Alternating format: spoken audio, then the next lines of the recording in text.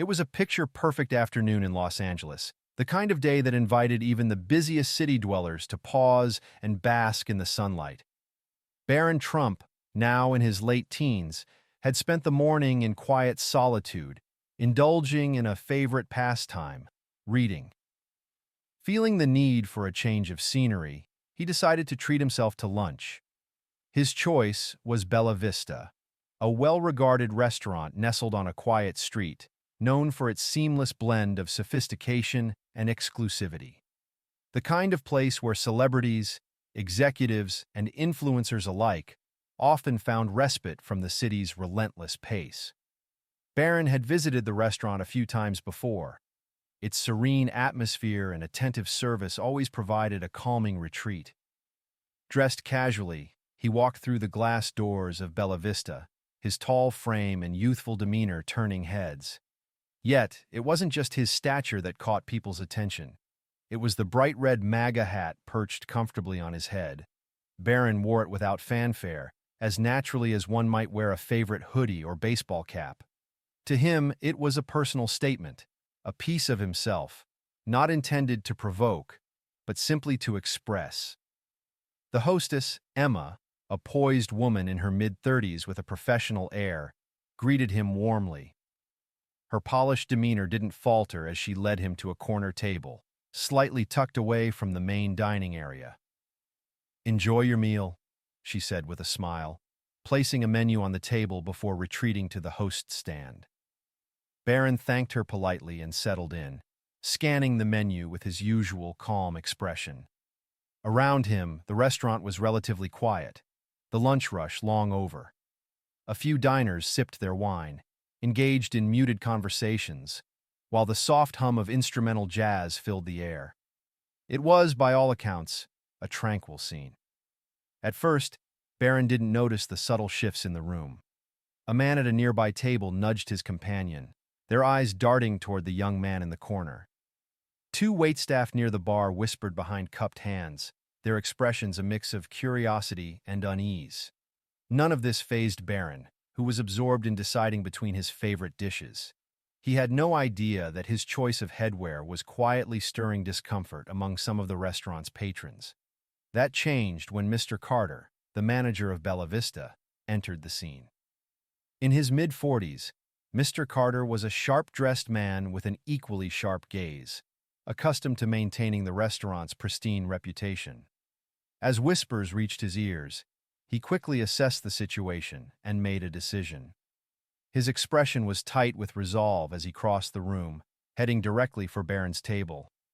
"Excuse me," Mr. Carter said, his voice firm and loud enough to draw attention.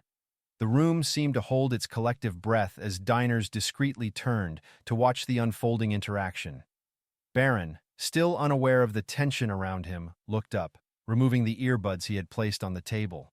"Yes," he replied, his tone polite but curious. "We have a policy against political apparel here," Mr. Carter announced, gesturing vaguely toward the restaurant's entrance. "I'm going to have to ask you to remove the hat." Barron blinked, momentarily surprised. He had dined here before, and no such policy had ever been mentioned. His calm demeanor didn't waver as he replied, "I wasn't aware of any policy like that." His voice was steady, respectful, but firm. Mr. Carter straightened his posture, gesturing again, this time with more emphasis. "It's written in our code of conduct. We want this to be a neutral space for all guests." For a moment, Barron was silent, his mind weighing the situation. His gaze flickered briefly around the room. Some diners were feigning indifference, their eyes glued to their plates, while others openly stared, their expressions ranging from curious to judgmental. Still, he kept his tone neutral. "I'm not trying to cause any trouble. I'm just here for lunch." The manager's stance stiffened further, his jaw tightening. "You need to take the hat off, or I'll have to ask you to leave," he said, his voice leaving no room for negotiation. Barron paused, his expression unreadable. He could have argued or demanded further explanation, but he chose a different path. With a slight nod, he pushed his chair back and stood, his movements calm and deliberate. "If that's how you feel," he said evenly, Then I'll leave." The restaurant fell into an awkward silence as Barron picked up his belongings, leaving behind his untouched glass of water. Every eye in the room seemed to follow him as he walked toward the door, his head held high. The soft chime of the door closing behind him marked the end of the interaction, but the tension it left behind lingered, thick and uncomfortable. Outside, the warm California breeze greeted Barron as he paused on the sidewalk.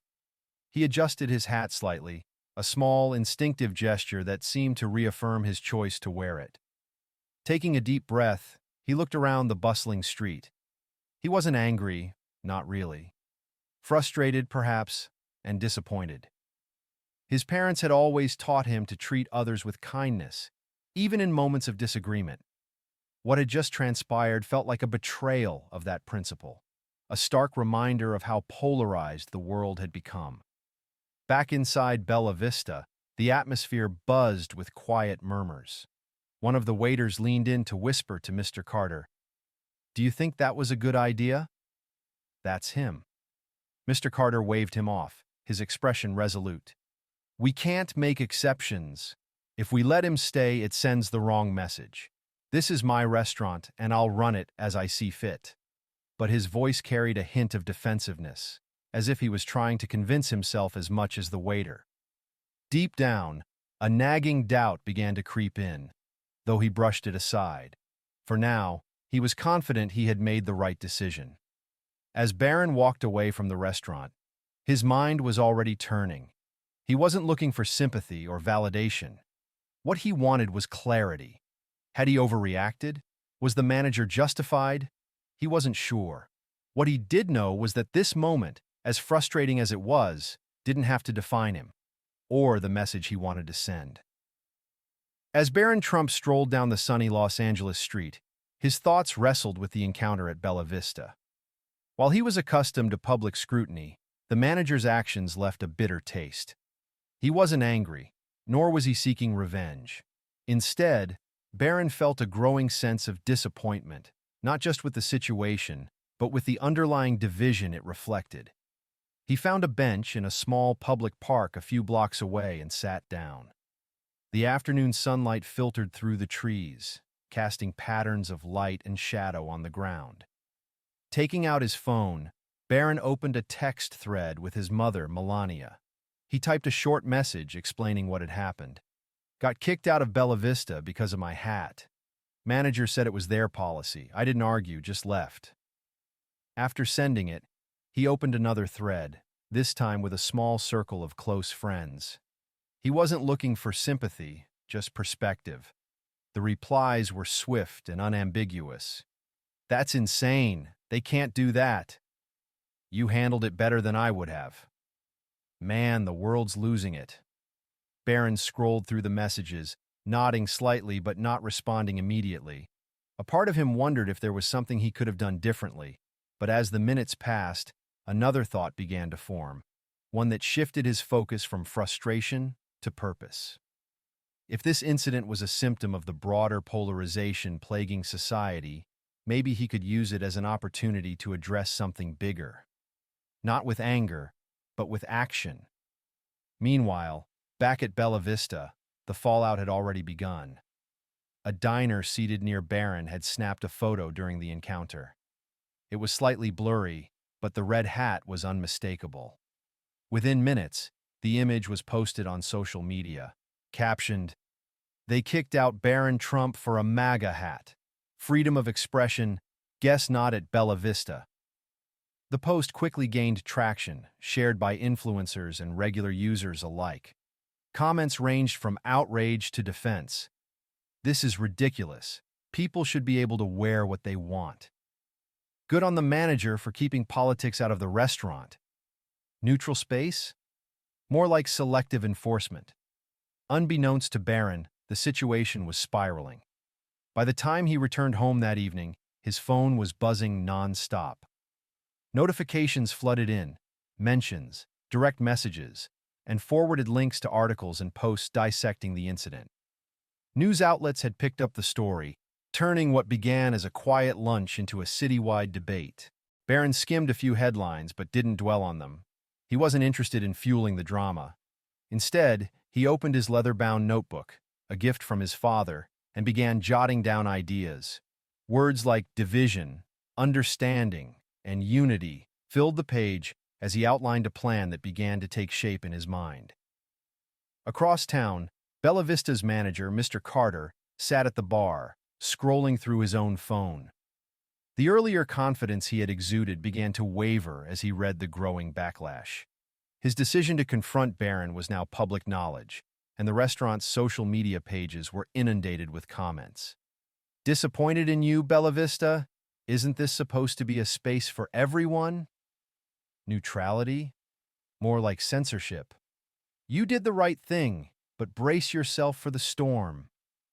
Mr. Carter frowned, the knot in his stomach tightening. The restaurant, usually bustling during dinner hours, was eerily quiet. A few tables were occupied, but the lively chatter that typically filled the space was absent. He glanced at the reservation log, noticing several cancellations that hadn't been there earlier. The weight of his decision began to sink in. "I think it'll blow over," he muttered to himself, though his tone lacked conviction. Deep down, he wasn't so sure. As the online discussion escalated, Barron reached out to a trusted friend, Jordan, who had experience organizing events. "Hey, I need your help with something," he said over the phone. His voice was calm, but there was a spark of determination behind it. "I want to turn this into something positive, something constructive." Jordan was intrigued. "What do you have in mind?" "A fundraiser," Barron replied. "Something that brings people together instead of pushing them apart. It's not about the restaurant or even me. It's about addressing the bigger issue." Over the next hour, the two brainstormed ideas. Barron envisioned an event that would raise money for underprivileged communities, particularly initiatives that fostered dialogue and understanding. The location? Right outside Bella Vista. He wanted to send a clear message, not of retaliation, but of reconciliation. "I'll call you back with more details," Barron said, closing his notebook. He hung up the phone and sat back in his chair, the faint hum of traffic outside his window filling the silence. His mind was racing, but for the first time since the incident, he felt a sense of purpose. The next morning, as Los Angeles woke to another golden sunrise, word of Barron's plans began to circulate among his friends and family. Texts of support poured in, with offers to help organize the event. Barron's determination only grew stronger. He didn't want the fundraiser to be about him or the controversy. It had to be about the message. As he made his final calls and confirmed logistics, he reflected on the previous day. The incident at Bella Vista could have been a footnote, a brief moment of frustration to shrug off. Instead, it had become the catalyst for something greater. Barron wasn't looking for justice or retribution. He was looking for connection. And while social media continued to buzz with debates and opinions, Barron focused on the one thing he could control, turning a divisive moment into an opportunity for unity. The morning sun bathed the block in front of Bella Vista in golden light as the first trucks arrived, unloading equipment for the event. Barron Trump stood on the sidewalk, his tall frame commanding quiet authority as he directed the setup. Volunteers bustled around him, carrying tables, banners, and stage components. The centerpiece of the event was a bold banner hung above the stage, emblazoned with the words, "United we stand, building bridges, not walls." Barron watched the scene unfold, a sense of determination in his eyes. What had begun as a reaction to an unpleasant moment was evolving into something much bigger, a message of hope and understanding. The previous day's confrontation with Bella Vista's manager, Mr. Carter, had sparked an outcry, but this fundraiser aimed to transcend the noise of social media debates. It was about turning division into dialogue. Food trucks rolled up, offering a mix of cuisines, their vibrant designs adding splashes of color to the scene. Musicians began tuning their instruments on the small stage, preparing for live performances that would punctuate the event. Booths for local charities and community organizations were set up along the sidewalk, each offering resources or accepting donations to support underprivileged communities.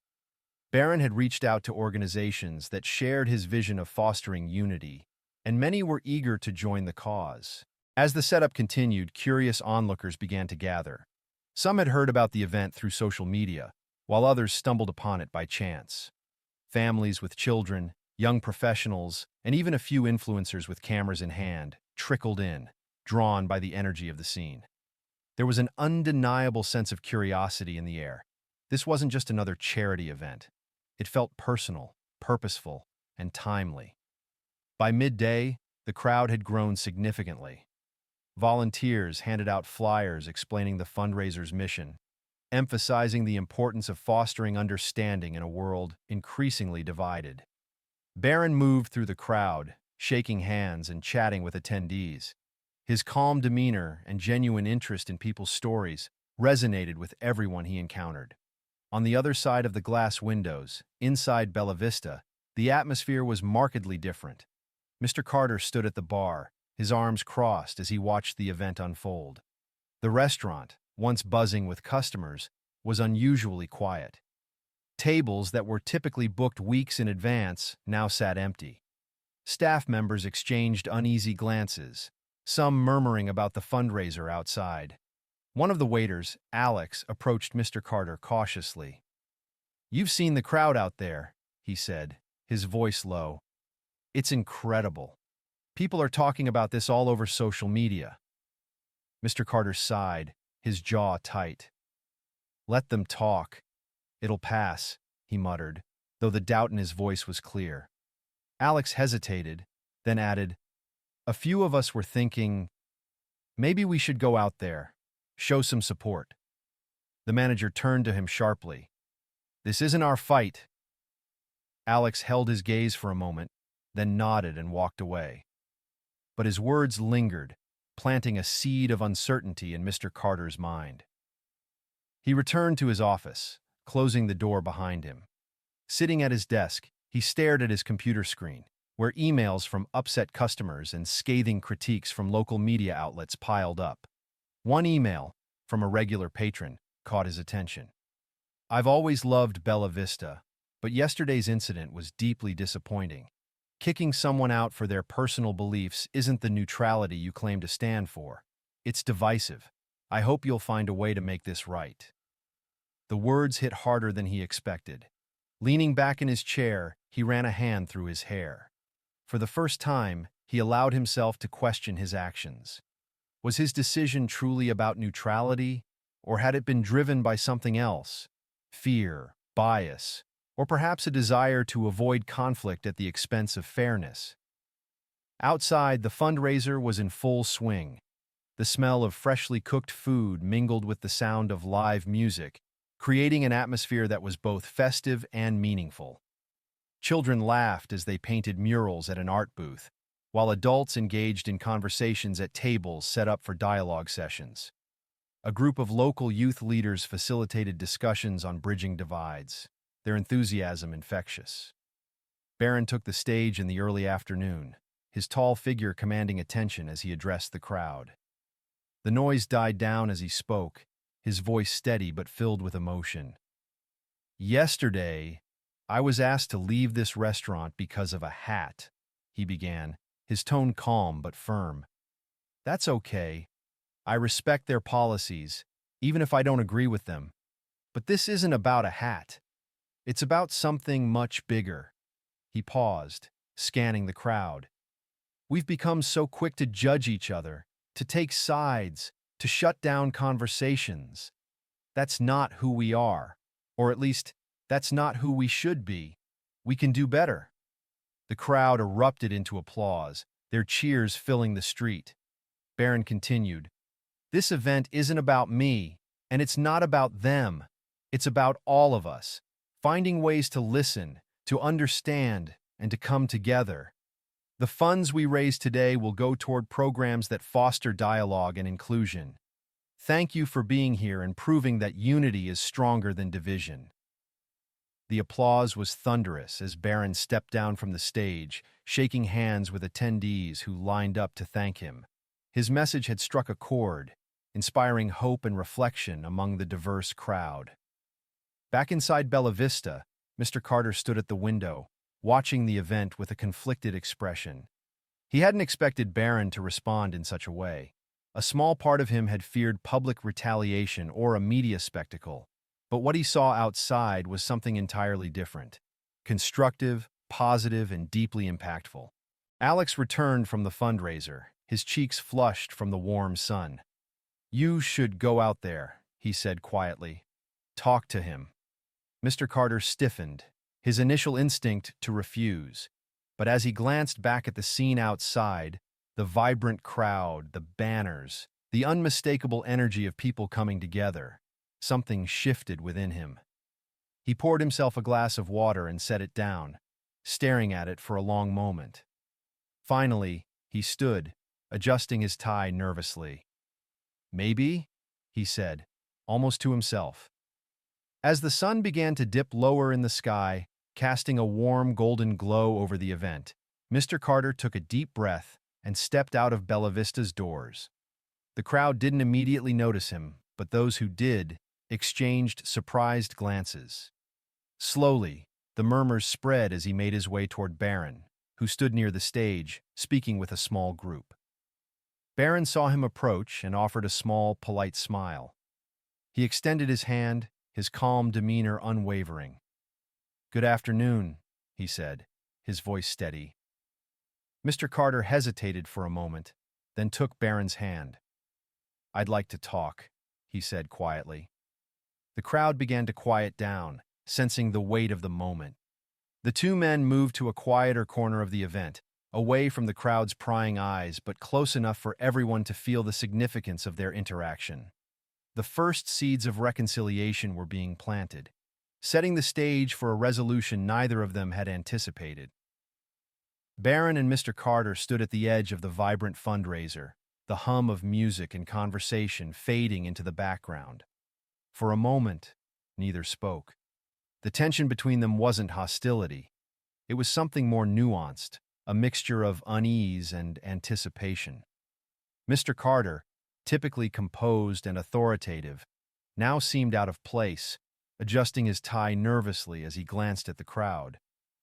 Barron, in contrast, remained steady, his calm demeanor inviting dialogue. "I need to start by saying I didn't handle yesterday well," Mr. Carter began, his voice low but steady. "I thought I was doing what was best for my restaurant, for my staff, but I've been thinking a lot since then, and I realized I made a mistake." Barron listened intently, his expression neutral but encouraging. He nodded slightly, allowing Mr. Carter to continue. "I judged you," Mr. Carter admitted, glancing down briefly. "And I acted out of fear, not fairness. Watching this today, seeing what you've done here, it's humbling. You could have retaliated, could have made this a public attack on me or the restaurant, but instead, you turned it into something positive. That's not something most people would do." Barron smiled faintly, his eyes reflecting understanding rather than triumph.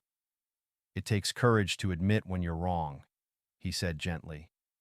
"Thank you for saying that." The manager exhaled, as though releasing a weight he had carried since the incident.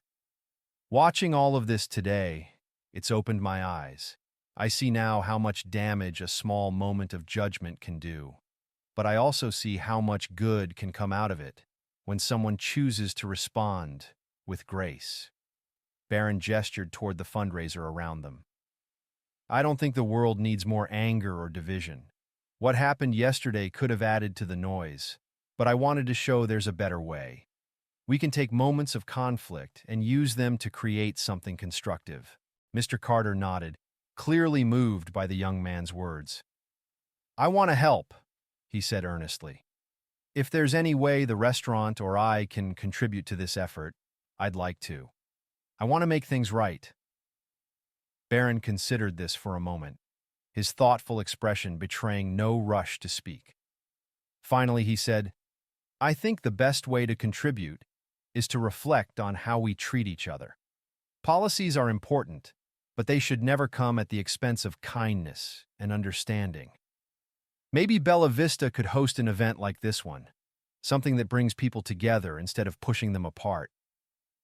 The suggestion caught Mr. Carter off guard, but a small smile began to tug at the corners of his mouth. "I think that's a great idea," he said, his voice tinged with both surprise and gratitude. "Let's make it happen." They shook hands again, this time with genuine warmth. Around them, the crowd had begun to take notice. Conversations paused, heads turned, and soon the moment became the focal point of the entire event. As the two men parted, the crowd erupted into applause, not polite or reserved, but heartfelt and resonant. It was the sound of a community recognizing the power of reconciliation. Barron returned to the stage for one final address. The sun was setting now, casting a golden glow over the street. The warm hues of the California evening seemed to mirror the hope and positivity that filled the air. Taking the microphone, Barron's voice carried over the crowd with quiet strength. "Today wasn't just about raising money," he began. "It was about proving something bigger, that even when we disagree, even when conflict arises, we can still find common ground." The crowd listened intently, their cheers from earlier giving way to a thoughtful hush. "We all make mistakes," Barron continued. "What matters is how we choose to grow from them. Yesterday could have been just another moment of division, but look around you. Together, we've turned it into an opportunity for connection and understanding. Thank you for being here, for listening, and for proving that unity isn't just possible, it's necessary." The crowd erupted into applause once more, their cheers filling the street as the last rays of sunlight dipped below the horizon. Barron stepped down from the stage, making his way through the crowd to personally thank attendees. His calm, genuine presence left an impression on everyone he met, turning curious onlookers into inspired participants. Inside Bella Vista, the mood had shifted. Several staff members who had watched the interaction from the windows quietly stepped outside to join the fundraiser, drawn by the lively music and the undeniable sense of camaraderie. The restaurant, once a hub of exclusivity, now felt like a distant echo of what was happening outside. Mr. Carter remained by the door, watching as Barron greeted attendees and engaged with volunteers. The manager's earlier regret had given way to something new, a determination to be part of the solution. For the first time in years, he saw his restaurant not just as a business, but as a potential space for fostering community and understanding.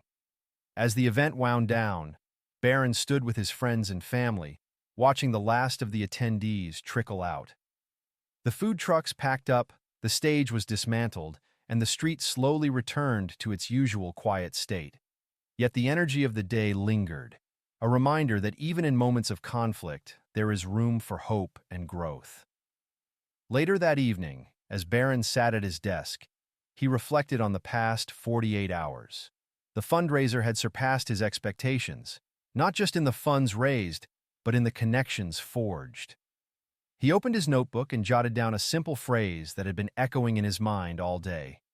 "Grace is the bridge between division and unity."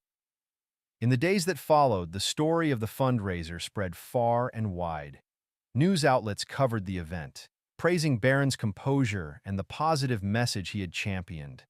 Social media was abuzz with photos and videos, hashtags like #BuildingBridges and #UnitedWeStand trending across platforms. Bella Vista, once criticized for its handling of the incident, began to embrace the lessons learned. Mr. Carter worked with Barron to plan a community event at the restaurant, a gesture of reconciliation and growth. The staff, inspired by the change in direction, rallied behind the idea, eager to rebuild the restaurant's reputation, not just as a place of exclusivity, but as a space for connection.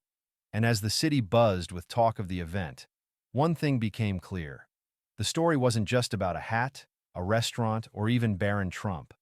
It was a reminder that conflicts, no matter how small, can become opportunities for something greater when approached with understanding, humility, and grace.